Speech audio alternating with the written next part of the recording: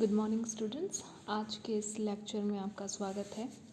पिछले लेक्चर में हमने शक्ति के विषय में पढ़ा और साथ ही बल के विषय में पढ़ा। किस प्रकार शक्ति और बल या शक्ति और बल में क्या अंतर है या क्या समानताएं हैं के विषय में हम आज पढ़ेंगे।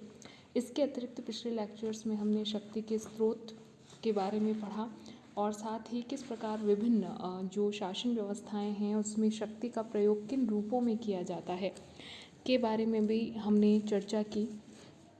आज के इस लेक्चर में हम ये देखेंगे कि शक्ति और बल यानी कि पावर एंड फोर्स में क्या समानताएं हैं और क्या असमानताएं हैं। यदि आप देखें तो राजनीति विज्ञान में शक्ति और बल दो अलग अलग अवधारणाएं हैं, लेकिन कई बार कुछ लोग इन दोनों शब्दों का प्रयोग एक ही अर्थ में कर लेते हैं, जो कि गलत है। प्राचीन काल के जो सोफिस्ट विचारक थे, ख़ास तौर से जो थ्रेसिमेकस थे, उन्होंने इन दोनों में अंतर नहीं किया। उनके लिए शक्ति ही बल था और बल ही शक्ति, और शक्तिशाली के हित को ही उन्होंने न्याय की परिभाषा के रूप में प्रस्तुत किया।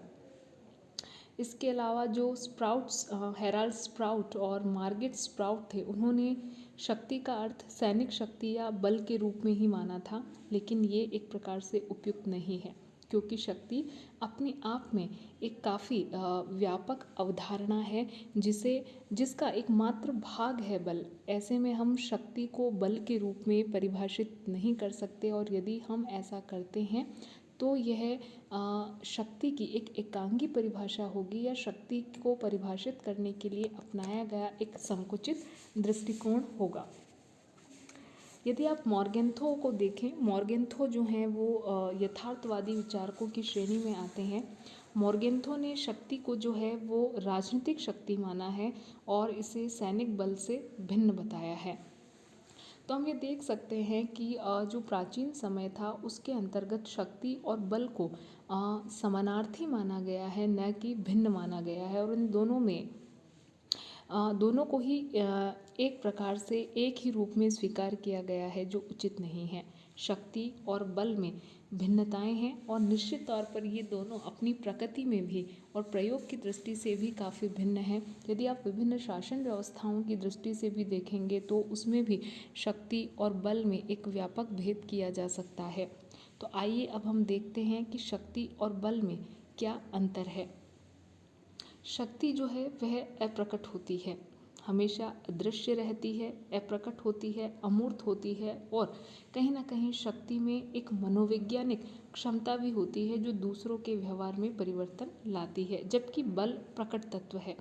बल हमेशा दृश्य, प्रकट तथा मूर्त होता है और बल भौतिक क्षमता है। यदि आप इसे साधारण शब्दों में समझें तो शक्ति जो है वो सही मायनों में किसी के व्यवहार को प्रभावित करने की जो है एक सकारात्मक क्षमता की ओर इंगित करती है, जबकि जो बल है वह कहीं ना कहीं किसी के व्यवहार को प्रभावित करने या किसी के व्यवहार में परिवर्तन लाने या उसे नियंत्रण में लाने की जो है एक नकारात्मकता की ओर इंगित करता है, क्योंकि बल जो है उसे मुख्यतः भौतिक रूप में लिया जाता है। तो ऐसे में जो शक्ति है उसके अंतर्गत कई रूप समाहित हो सकते हैं, और शक्ति जो है एक पॉजिटिव जो है कंसेप्ट है, जबकि बल को उस मायने में सकारात्मक नहीं माना जाता है। और विभिन्न शासन व्यवस्थाओं में भी आप शक्ति और बल के आधार पर अंतर कर सकते हैं। जो तानाशाही व्यवस्थाएं हैं उनमें शक्ति का बल रूप में अधिक प्रयोग किया जाता है, जबकि जो लोकतांत्रिक व्यवस्थाएं हैं उसमें शक्ति के प्रभाव रूप का अधिक प्रयोग किया जाता है। तो कुल मिलाकर शक्ति और बल में प्रकट, अप्रकट, मूर्त, अमूर्त आदि का अंतर है। अब हम देखें यदि बाध्यता के आधार पर, तो शक्ति जो है उसमें बाध्यता अपेक्षाकृत कम पाई जाती है। जैसा कि हमने पूर्व में देखा कि शक्ति जो है किसी के व्यवहार को प्रभावित करने की क्षमता का नाम होती है, लेकिन शक्ति जो है उसे आप केवल बल प्रयोग के रूप में नहीं देख सकते, बल्कि यह किसी के व्यवहार को प्रभावित करने की एक मनोवैज्ञानिक क्षमता भी है।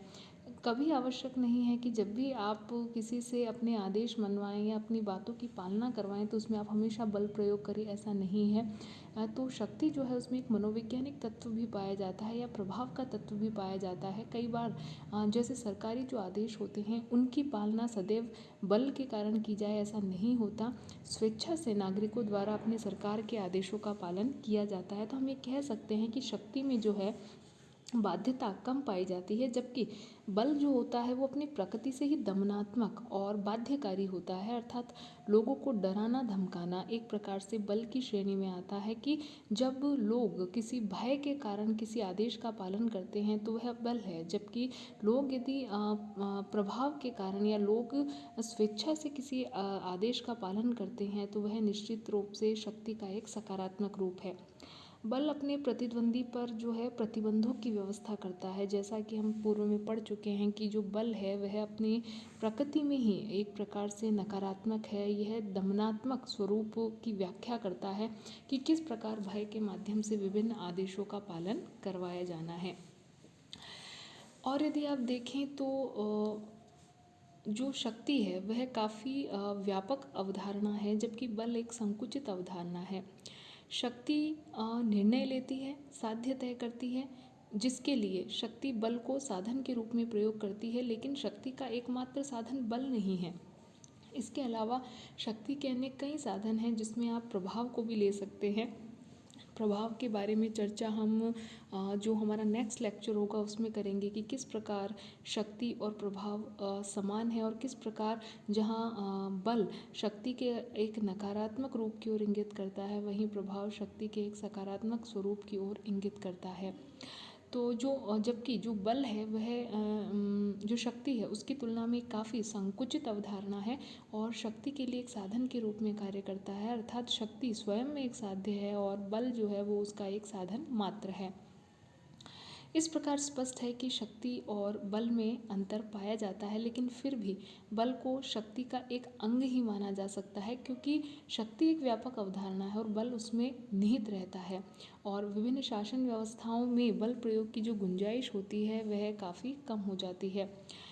इस संबंध में बायरस्टेड ने लिखा है कि शक्ति बल प्रयोग की योग्यता है, न कि इसका वास्तविक प्रयोग। यदि आप लोकतांत्रिक देशों में देखेंगे तो शक्ति के साधन के रूप में बल का प्रयोग काफ़ी कम स्थितियों में होता है या ना के बराबर होता है, जबकि यदि आप तानाशाही व्यवस्थाओं में देखेंगे या सर्वाधिकारवादी व्यवस्थाओं में देखेंगे तो जो बल है उसका प्रयोग काफ़ी अधिक मात्रा में होता है और प्रभाव का जो प्रयोग होता है वो काफ़ी कम मात्रा में होता है, जबकि बल का प्रयोग काफ़ी अधिक मात्रा में होता है। तो कुल मिलाकर आज के इस लेक्चर में हमने ये देखा कि शक्ति जो है वो किस प्रकार बल से भिन्न है, या ये कहें कि शक्ति और बल क्या समानताएं रखते हैं, क्या असमानताएं रखते हैं, और किस प्रकार शक्ति स्वयं में एक साध्य है जबकि बल उस साध्य की प्राप्ति का एक साधन मात्र है।